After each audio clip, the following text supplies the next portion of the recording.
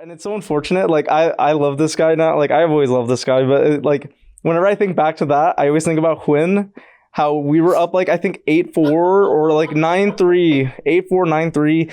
You know, I think we were on CT side ascent. Like, you know, we win this round, like we win the game. We won the pistol round. And he pressed his caps lock key and we lost the round. And then they just came back on us on map 3. And what's going on? How are you, man?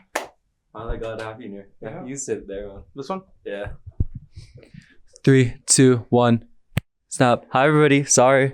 Impromptu start with everything, but we're a bit lapsed on time. I'm going to start a time real quick. But first off, congratulations, Thank man. you. Dude, I mean, how's that? Basic question, just how does that feel? Feels good. One, because we secure playoffs. 2, I always love facing Sen because I have a lot of friends on there. Yeah. But yeah, no. I feel like everybody can be stress-free now. You know, we made playoffs. Now we just need to focus on improving our game for it. Was it a bit scary last week? Not necessarily because of like any dips within the team, but because you just want to be able to secure that as much as possible because of how honestly like close your group is. Close, yeah. I mean, we weren't too stressed. Like they played a really, really good game and we played a really, really bad game. So, you know, we just focus on this week on making sure that like we don't mess up and we just fix our mistakes because there was too many to count in the crew match. But I mean, the bigger thing I think is like we're in a really good spot to make champs with points. Yeah, you're really.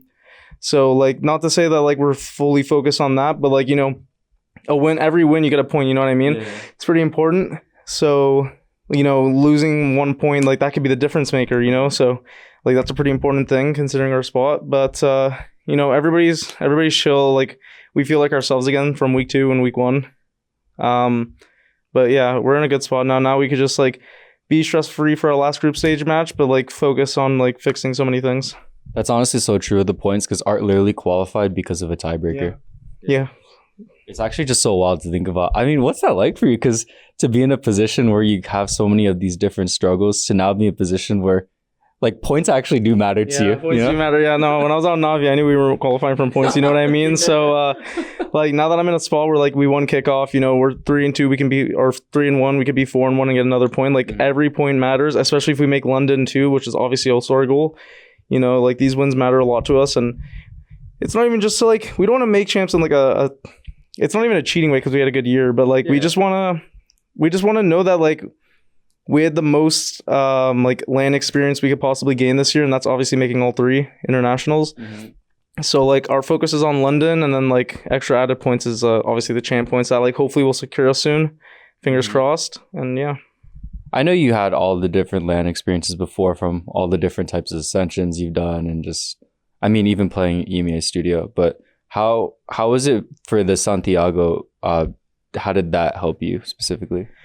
Santiago helped me because, I mean, obviously we weren't playing good as a team. It showed in the 2 matches. It could be for a variety of reasons. Like, we're not going to get into that. But I think the biggest thing that I learned from Santiago is, like, I improved a lot at, you know, not being nervous in matches. I'd say I do a pretty, like, overall consistently good job now in my matches, like, to just not be nervous.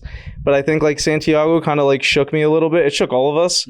But, like, it shook me more than I really, hoped it would. But, you know, that the same thing happened to me my first year of Ascension, even second year maybe a little bit, because it's like I have to make tier 1. Yeah.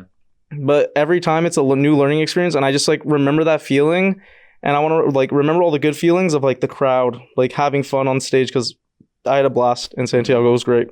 And then I want to forget I want to forget like the shitty thoughts of like being stressed and stuff, because like obviously I know that I have more to improve on in that aspect, so it's always a good thing. Nah, keep talking. This is your interview. This is your time to shine. That's about it for me on that question. I just want to make sure I'm like the most confident, like hype player I could be, because you know my team always tells me, and they're not even doing it to add pressure, like they rely on my energy, they rely on like me being vocal in the rounds as well, because I'm very vocal. So like the moment like something's off with me, like it kind of like shifts the dynamic of our team, because the person that like you're used to hearing in the middle of the round so much, like just yap, like is suddenly like fading, and even if I don't like bring a little bit more energy, like the team feels that, and like I don't want to be like, I want to be known as like when I get new teammates in the future, if I do, like I want my ex teammates, all of them, to say like, I love teaming with this guy, like perma energetic, like he was great, like as a teammate in game, out of game. Like I just want to be known as that person, and like I'm not even like forcing myself to do something. Like this is just who I am, you know what I mean? Like I am this person, I am energetic, like I just want the best for my team. Like so when that starts to like disappear randomly in like an off series or something, like I hate that. And like I definitely felt it in the crew match where like nothing was going my way. I wasn't like tilted, but I was like shutting down a little. Yeah.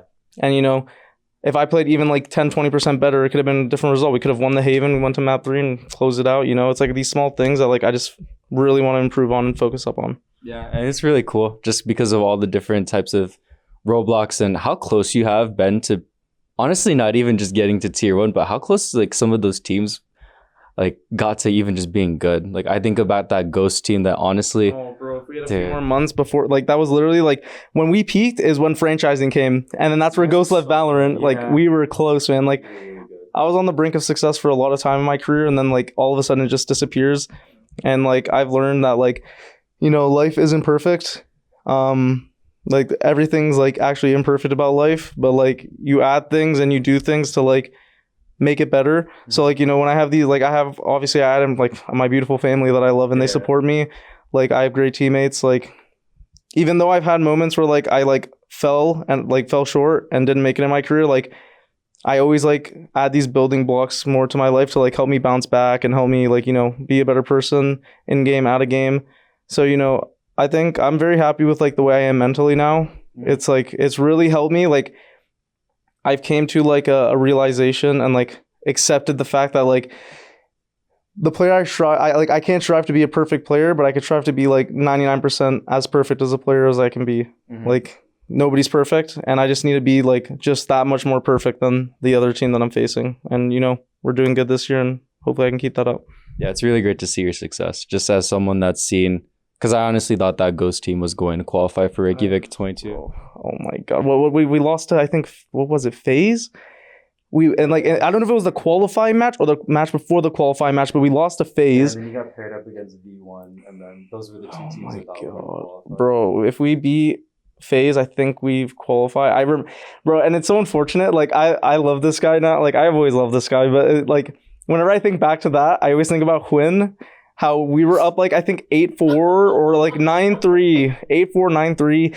You know, I think we were on CT side Ascent. Like, you know, we win this round, like we win the game. We won the pistol round. And he pressed his caps lock key and we lost the round. And then they just came back on us on map 3. And you know, it's funny to laugh at now. Obviously, like at the time, I think I'd hear that name again. Bro, if I like old me was like so frustrated, like, oh my god, that was my chance, man. Like that's what I mean. Every time something good is gonna come, it just falls. Like I mean, I just feel like it's just funny to laugh about now. But like Danny, if you're watching this, I love you, bro. And that's just a funny moment that like I just randomly think about once in a blue moon. I hope you're doing good, bro. Dude, because it's just funny because so much literally could have changed because that team was so cracked. Bro, oh my god. It's just too funny. I mean, dude, genuinely, like, really glad to see you on Tier 1 stage. I mean, what was your toughest year in those? Was it when just balancing being a father for first time back in, what, like, 2024, 23? 23. Yeah. 23. You know, I think the beginning of me, like towards the end of my girl being pregnant, I was, like, definitely, like, a lot more stressful because, like, everybody has like potential stereotypes. Oh, this guy's too old. Oh, this guy's a kid. Like he's not gonna care. Like that was my initial thought. Yeah, it's just like those were my initial thoughts. But you know, like I kept proving that like I am a hard worker. Like this is my job. But like you know, I have to work hard at my job. And you know, I have a beautiful fiance that like just fully supports me and like handles like while I'm gone. Like she does a great job. Like I felt a lot less stressful and I felt a lot more confident, like knowing that I kept getting opportunities to like keep trying even though I have a kid. And I hope now that like people see like I might have a kid, I might even have 2 kids in a few years, who knows, like, but I'm still like grinding the shit out of this game. Like I want to be the best. Like that's not going to change.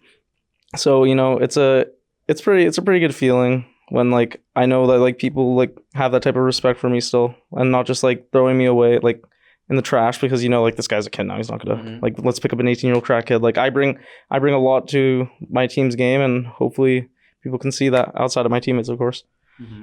How do you?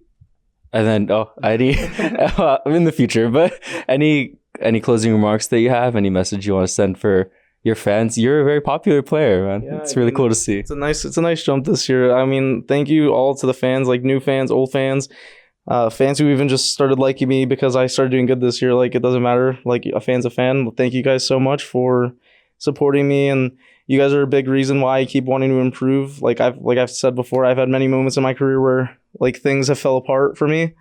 But you know, having fans that like I would feel bad if I didn't put in enough effort or put in any effort and see my fans get sad. Like that, like, oh, I fell off, or oh, like this guy's not going to be in pro anymore. Like, I want to juice as much as I possibly can as a player because like it's what I love doing, and I will continue working super hard for you guys. So your support means a lot more than you guys think. So thank you.